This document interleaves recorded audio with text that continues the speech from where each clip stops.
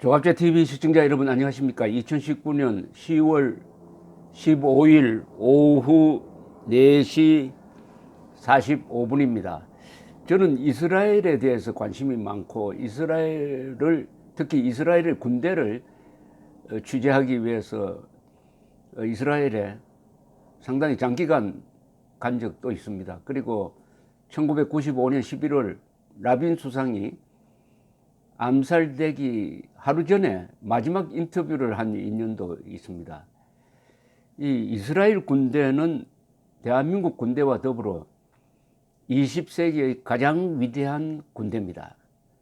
이스라엘 군대와 대한민국 군대는 나라를 만든 군대입니다. 나라가 만들어지고 군대가 형성된 게 아니라 군대가 먼저 만들어지고 그 위에 나라가 선 것입니다. 그런데 차이가 있습니다. 이스라엘 군대는 자주 국방하는 군대입니다. 이 대한민국 군대는 자주 국방의 의지가 상당히 약화된 점에 우려를 금할 수가 없습니다. 이스라엘 제가 취재를 하면서 국방 전문 기자, 아주 베테랑 국방 전문 기자와 대화를 나눌 때 제가 이런 질문을 한 적이 있습니다.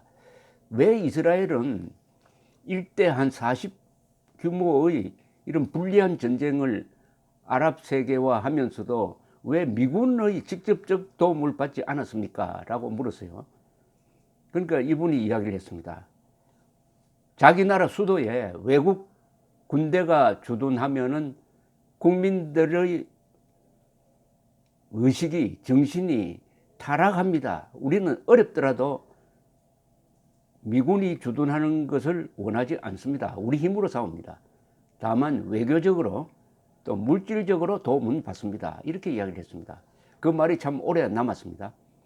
한국을 보고 하는 이야기 같았어요. 이 한미동맹이 좋은 것만 있는 게 아닙니다. 이 세상에는 좋은 것만 있는 것은 절대로 존재하지 않습니다. 아무리 좋은 것이라도 거기에 따른 부작용이 반드시 있습니다. 또 아무리 나쁜 것이라도 거기에는 또한 좋은 점이 붙어 다니는 것입니다. 한미동맹 고마운 거죠. 한미동맹이 있었으므로 대한민국의 오늘날의 발전이 가능했고 평화가 약 70년 동안 유지되고 있는 것입니다. 그만큼 거기에 부작용이 있습니다. 그것은 우리 국민들을 타락시켰습니다. 우리 군대까지도 그렇게 만들고 있습니다. 안보는 스스로 힘으로 지켜야 됩니다.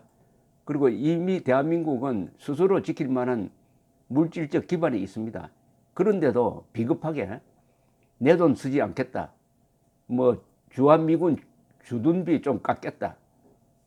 이런 심보로 대하다가 보니까 결국은 어떻게 되느냐. 지금 노예 근성을 가진 국민이 되고 말았습니다.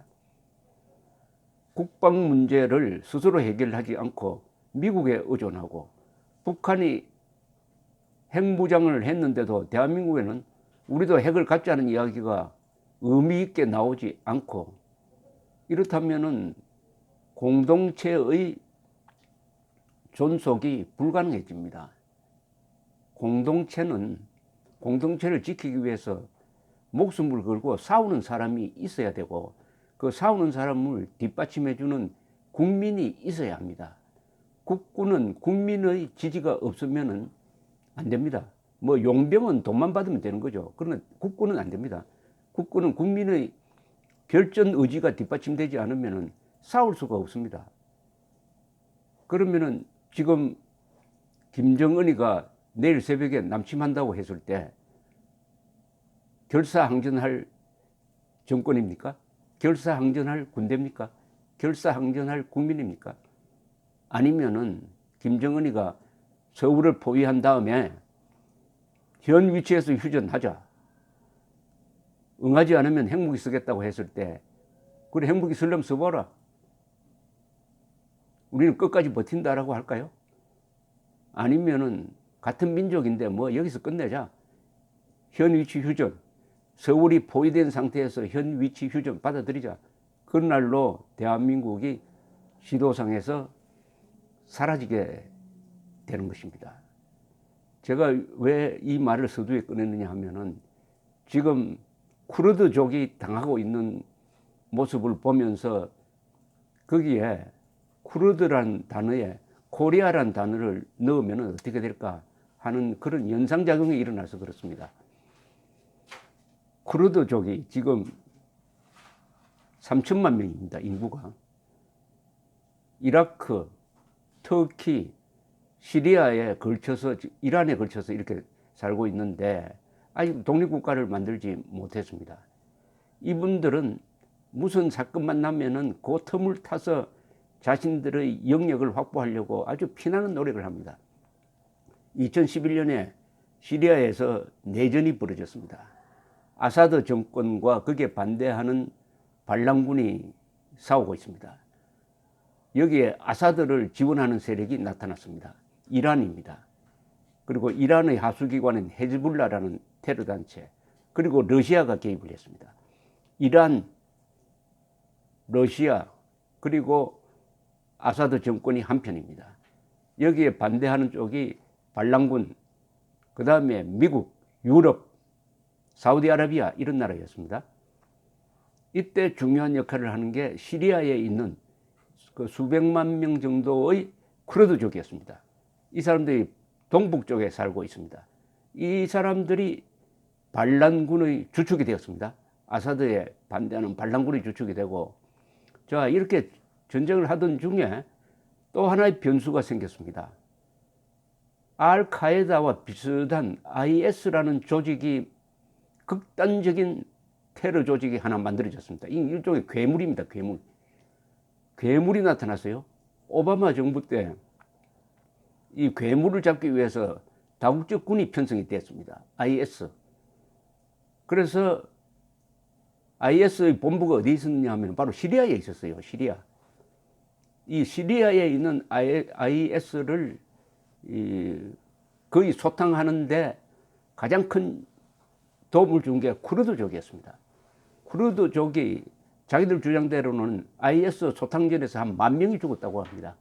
그러니까 이 쿠르드족은 한편으로는 아사드 정권과 싸우고 또 한편으로는 IS와 싸우는 어려운 전쟁을 치렀습니다. 그래서 거의 성공을 했습니다.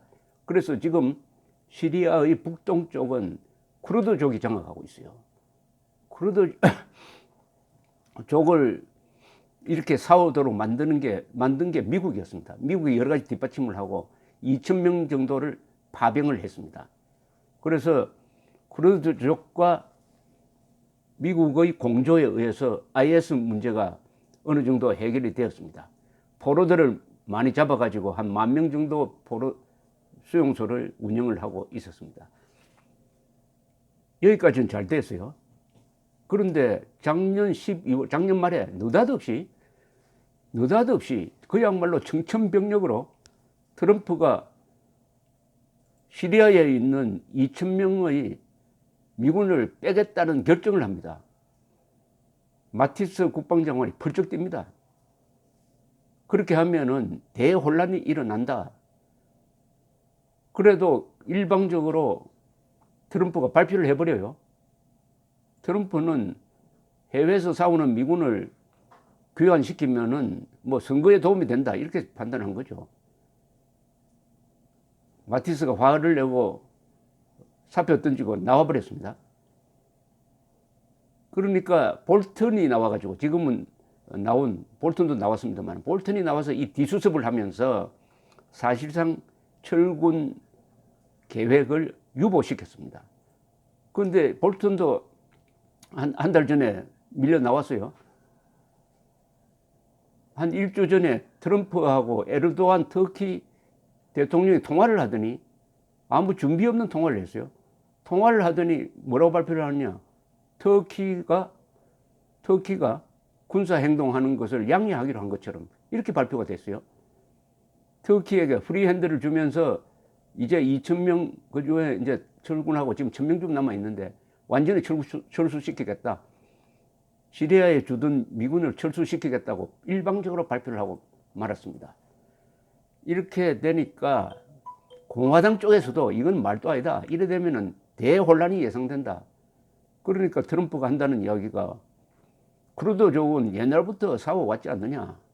뭐 우리 편 들었다고 쿠르드족을 혈맹이라고 생각하는 모양인데 2차 세계대전 때 쿠르드가 언제 연합군 편 든 적이 있느냐 이런 막말을 했습니다. 아니, 나라도 없는데 2차 세계대전 때 어떻게 연합군 편을 들 수가 있습니까? 나라라도 있으면 몰라도. 그러니까 트럼프의 가장 친한 린지 그레엄이라는 상원 의원까지도 이것은 완전히 동맹국을 배신하는 것이다. 그러니까 트럼프가 뭐라고 했느냐? 걱정하지 마라. 터키가 마음대로 내 마음에 맞지 않는 군사 행동을 하면 경제 제재를 하겠다. 내가 경제 제재를 하면은 터키 경제는 붕괴된다. 이렇게 큰 소리를 쳤습니다. 그런데 어떻게 됐습니까? 며칠 전에 드디어 에르도안의 명령에 따라서 터키 군대가 넘어왔습니다. 터키 군대가 시리아로 진격하고 있습니다. 이거는 명백한 국제법 위반입니다. 아니, 시리아 내부에서 내전이 있든 말든 국경선이 있는 거 아닙니까? 국경선을 넘어와서 침공작전을 지금 벌리고 있습니다. 6.25하고 비슷하죠. 6.25 때 일방적 남침한 거하고 지금 국경선을 넘어서 막 들어와서 몇십 킬로미터까지 지금 전진하고 있어요. 누구를 상대로 싸우느냐? 주로 쿠르드족을 지금 소탕을 하고 있습니다. 쿠르드족을. 왜냐하면은 쿠르드족이 터키에도 살고 있으니까 터키 사는 쿠르드족과 시리아 쿠르드족이 손을 잡으면은 큰일 난다 해서 사전 예방 차원에서 지금 진격을 하고 있는데 쿠르드족 그리고 쿠르드족 출신의 무슨 기자들이라든지 정치인들이 막 암살되고 더구나 쿠르드족이 관리하던 IS 수용소에서 대탈출이 일어나고 이렇게 되면은 IS가 재건될 것이다. 이 틈을 타서 IS가 완전 소탕된 것도 아닌데 그 불씨가 남아 있었는데 이번 이 혼란상을 틈타서 다시 재건될 것이다. 이렇게 보고 있습니다. 더구나 황당한 것은 미국을 믿고 그렇게 10,000명이나 죽어가면서 싸웠던 쿠르드족의 신세입니다. 쿠르드족도 살기 위해서 그때까지 원수처럼 싸우던 아사드 정권과 이제는 또 손을 잡았습니다. 아사드 정권과 약속을 했어요. 우리가 침공 받으니까 이제는 뭐 쿠르드족이든 아사드 정권이든 시리아 사람 아니냐. 그래서 일단은 먼저 터키의 침공 작전을 저지해야 되겠다. 그러면은 우리가 쿠르드족이 관리하는 지역으로 아사드 정부군이 들어오는 것을 허용하겠다 해서 지금 아사드 정부군이 북쪽으로 가가지고 터키 군대와 지금 대치하는 상황이 됐습니다. 그러면 터키와 이제 아사드 정권 사이에 전쟁이, 이건 전쟁이죠. 전투가 아니죠. 전쟁으로 확대될 가능성이 있습니다. 더구나 러시아만 좋은 아주 멋진 역할을 하도록 트럼프가 방치하고 있습니다. 쿠르드족이 이 아사드 정권과 이런 협상을 하는데 중개 역할을 한 게 러시아입니다. 러시아의 영향력이 아주 커졌습니다. 이제는 쿠르드족에도 영향을 미치고 터키하고도 좀 사이가 괜찮아요. 아사드 정권의 완전히 구세주의입니다. 이제 중동에서 러시아가 미국보다 더 강력한 존재가 될 가능성이 있습니다. 더구나 이란과 손잡는 형태니까 이란, 러시아가 손을 잡으면은 이스라엘이 아주 곤란해집니다. 사우디아라비아도 곤란해져요. 이렇게 되니까 이제 경제 제재를 하겠다고 나왔습니다. 트럼프가. 경제 제재 그게 먹히겠습니까? 지금 눈앞에서 전투가 진행되는데 경제 제재 해가지고 그거 먹히는데 몇 년 걸릴 텐데 상황 다 끝나는 거죠. 미국 역사상 대통령의 오판에 의해서 세계에서 가장 중요한 전략지대인 중동의 역학관계가 뒤죽박죽이 되고 말았습니다. 이런 일은 저도 난생 처음입니다. 이런 말도 아닌 결정을 트럼프가 해가지고 그것도 모든 사람이 반대하는 이 철군 정책을 찬성했던 사람은 아마 아무도 없을 겁니다. 맨정신간인 사람은 이럴 수가 없죠. 아무도 없을 겁니다. 거기 주둔했던 미군이 무슨 사상자가 있는, 아마 정확한 통계는 모르지만 사상자 해봤자 한 10명 정도밖에 안 될 겁니다. 그런데도 미군을 철수시켜서 고향으로 데리고 왔다는 요거 하나 가지고 선전에 서먹어서 내는 대선 때 좀 재미를 보려고 하다가 엉망진창으로 만들면서 결국 트럼프의 바보짓, 악랄한 바보짓이죠. 혈맹을 팔아먹고 미국의 세계적 위상을 실추시키고, 그리고 요새 자신을 옥죄는 이 우크라이나 스캔들을 일시적으로 덮으려고 하다가 완전히 전략적 실패를 저지르고 말았습니다. 지금 현재 어떻게 됐느냐? 트럼프 때문에 덕보는 세력이 누구냐? 바로 이란입니다. 아사드 정권이에요. 그리고 러시아하고 IS입니다. 트럼프가 요 네 세력을 도와주고 있습니다. IS 다시 살아납니다. 러시아, 이란, 그러고 무자비한 살육을 한 아사드 정권 늘 도와주는 역할을 했다 이겁니다. 그것도 돈을 주어서 도와준 게 아니라 혈맹인 쿠르드족을 희생시켜가지고 이런 짓을 했습니다. 아마 이게 미국 사람들을, 미국의 양심 있는 사람들을 분노하게 만들 것입니다. 이게 선거에 유리한 게 아니라 선거에 지는 치명적 결과를 부르지 않을까 생각이 듭니다. 문제는 대한민국입니다.